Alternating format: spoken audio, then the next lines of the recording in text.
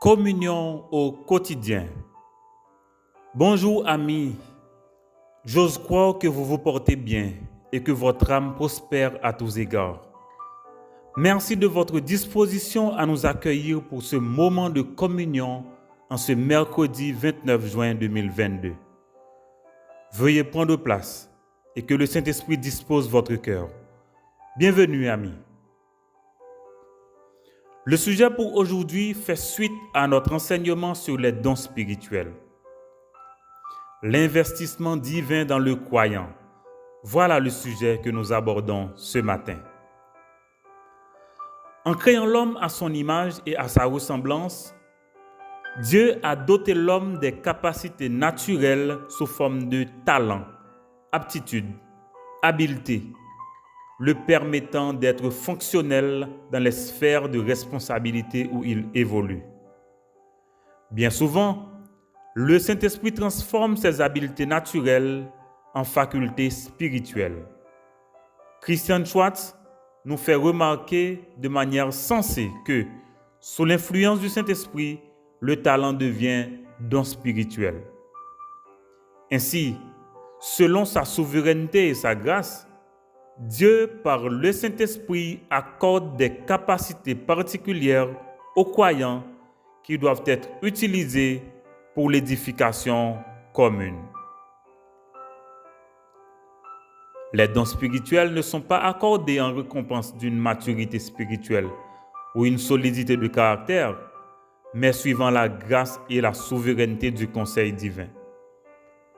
Pour une étude exhaustive des dons spirituels, nous devrions considérer plusieurs passages bibliques en parallèle, notamment Romains 12, 1 Corinthiens 12 et bien d'autres.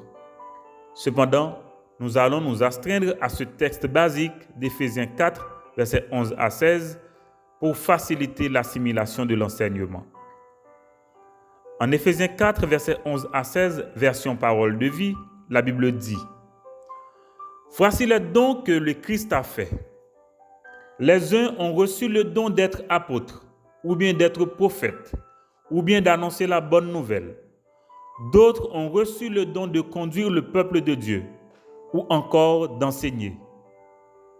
Par ces dons, le Christ a voulu former ceux qui appartiennent à Dieu. Ainsi, ils peuvent accomplir leur service de chrétiens pour construire le corps du Christ. Alors, tous ensemble, nous aurons une même foi, une même connaissance du Fils de Dieu. Finalement, nous serons des chrétiens adultes et nous atteindrons la taille parfaite du Christ. Nous ne serons plus des bébés. Nous ne ressemblerons plus à un petit bateau poussé dans tous les sens par les vagues de la mer. Nous ne serons plus emportés par les vents des idées fausses. Les gens ne nous tromperont plus avec leurs mensonges habiles. Mais, en disant la vérité avec amour, nous grandirons en tout vers celui qui est la tête, le Christ. C'est par lui que toutes les parties tiennent ensemble et sont unies. Beaucoup d'articulations servent à unir le corps. Et quand chaque partie du corps fait son travail, le corps grandit et se construit lui-même dans l'amour. Amis, pour organiser le corps, c'est-à-dire l'Église, et en prendre bien soin, Dieu accorde des capacités particulières à chaque enfant de Dieu. Au verset 11, il est dit « Les uns comme apôtres », c'est-à-dire missionnaires, pour fonder les églises, anticiper l'avenir de l'œuvre. D'autres comme prophètes, pour proclamer la vérité de la parole de Dieu et transmettre des messages inspirés. D'autres comme évangélistes, pour annoncer la bonne nouvelle, présenter l'évangile à ceux qui ne connaissent pas le Seigneur. D'autres comme bergers, pour conduire le peuple de Dieu et donner un accompagnement spirituel à un groupe de croyants. Et d'autres comme docteurs, c'est-à-dire enseignants, pour transmettre des vérités de façon claire. Dans quel but le Seigneur accorde ces dons aux croyants? Paul répond au verset 12, pour le perfectionnement des saints, la formation de disciples, en vue de l'œuvre du ministère et l'édification du corps de Christ. L'Église, autrement dit, les disciples arriveront à accomplir leur service de chrétien pour construire le corps. Mais pourquoi faire, Paul? L'unité de la foi et de la connaissance du Christ, c'est-à-dire pour que tous les croyants puissent avoir une même base doctrinale, une même foi et une même connaissance du Fils de Dieu. Aussi, pour que les chrétiens soient matures, c'est-à-dire qu'ils grandissent vers le haut en vue de la ressemblance de Christ, et aussi pour la croissance du corps dans l'amour. À chaque église locale, Dieu accorde les qualifications nécessaires à ses membres en vue de l'organisation et le soin de l'église. Certainement, la formation doit accompagner le processus pour donner conscience de ces qualifications et rassurer l'intéressé et l'assemblée en vue du bien commun. Ainsi, chaque membre devient important par son utilité dans le corps, pour la croissance de l'ensemble.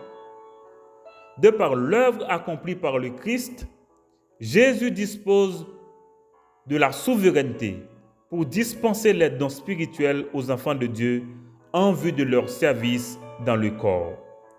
La règle, c'est d'exercer les dons sur la base de l'amour, sous l'autorité du Saint-Esprit et en accord avec les autres dons. Je prie que l'Église soit une communauté d'amour, de grâce, de vérité, en vue de l'édification de l'ensemble. Donc, diversité de dons vers l'unité de l'ensemble. Mais pour quel intérêt qu'il faut exercer les dons spirituels? En 1 Pierre chapitre 4, versets 10 et 11, la Bible dit: « Mettez-vous au service des autres selon le don que chacun a reçu. Soyez de bons serviteurs qui prennent soin des dons variés de Dieu. Celui qui parle doit être porte-parole de Dieu. Celui qui sert doit servir avec la force que Dieu donne. Alors, tous rendront gloire à Dieu en Jésus-Christ pour toutes choses. À lui la gloire et la puissance pour toujours. Amen. » Prions, amis. Père, je te rends grâce pour la splendeur glorieuse de l'Évangile, pour l'excellence de la révélation que tu accordes à ton serviteur. Je te remercie de nous ouvrir les trésors de ta parole pour réaliser tout l'investissement que tu fais en nous et en chacun de tes enfants. Nous te sommes reconnaissants pour tous tes bienfaits. Merci particulièrement pour les capacités que tu investis dans chacun de tes enfants. Je prie que ton Saint-Esprit canalise toutes ses facultés pour l'édification de tes enfants, en vue de la glorification de ton beau nom. Permets, ô notre Dieu, que nous soyons conscients de nos capacités en Christ, en sorte que nous les mettions à profit pour la croissance du corps, la maturité de chaque membre et l'unité de la foi et de la connaissance de Jésus-Christ. Révèle-toi à chaque personne connectée à cet autel. Révèle, Seigneur, à chacun les capacités naturelles et les dons que tu as mis en lui pour l'utilité commune. Que le Saint-Esprit produise l'amour en nous pour que l'exercice de nos dons spirituels te glorifie. Nous prions ce matin pour le foyer de communion. Inspire-nous et sanctifie tout ce que nous faisons, en sorte que toutes nos actions te glorifient. Nous prions pour notre étude biblique de ce soir. Dispose les cœurs à te rencontrer pour être transformés par toi. Ajoute des âmes à ton service. Que l'enseignement de ta parole touche les cœurs de chaque personne connectée à ce service. Accorde le salut, la sanctification, la vie abondante à chaque personne que tu places sur notre chemin. Dispose favorablement à notre égard toutes les portes frappées dans le cadre de ce service et qu'un témoignage vivant, vivifiant puisse découler de l'accomplissement que tu vas réaliser à travers le foyer de communion. Nous anticipons déjà un avenir radieux avec toi. Par la foi, nous prions pour une visitation spéciale de toi en faveur de notre famille. Que des exploits avec toi aujourd'hui puissent être notre partage. Seigneur, Viens vite. Seigneur, viens maintenant. Opère un signe en faveur de notre famille. Nous avons besoin de toi. Nous prions pour la consolation de Madame Volvic, pour Harold Osius et toutes les familles endeuillées connectées à cet hôtel. Nous prions pour la guérison de Madame Widline Pierre, de Chilmen Augustin, de Marielle. Nous prions pour la restauration de la sœur Yolande. Visite tous tes serviteurs qui te cherchent et proclament ton nom. Nous prions pour Naomi Romain. Opère un miracle en faveur de cette femme qui te cherche. Nous prions pour Jonas, Gabi, Emmanuel, Monsieur André, Viviane, Judson, Geneviève, Pasteur Renaud, Madame Milouz, Frère Volsi, Madame Nicole, Josué, Jude, Viviane, Nelta, Stevenson, Edmond, Claudia, Evans, Myriam, Angeli et leurs familles respectives. Visite de manière spéciale chacune de ces familles. Accorde-leur une grâce ajoutée. Nous prions pour Fellowship Christian School. Opère un miracle cette semaine en faveur de cette institution. Nous prions pour tous les enfants de notre pays. Active le ciel en faveur de chacun d'eux. Fais naître une génération de leaders pour transformer ce pays. Que le Saint-Esprit complète notre prière, traduise nos soupirs devant toi et intercède en notre faveur. Au nom de Jésus, nous te prions. Amen, Amen et Amen.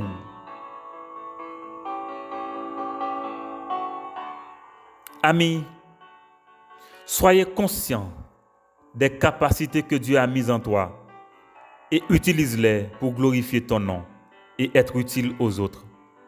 Demandez au Seigneur de vous révéler les dons qu'il a mis en vous pour l'utilité commune. Et nous sommes disposés à vous accompagner dans cette démarche. Excellente journée avec Dieu. Allez-y.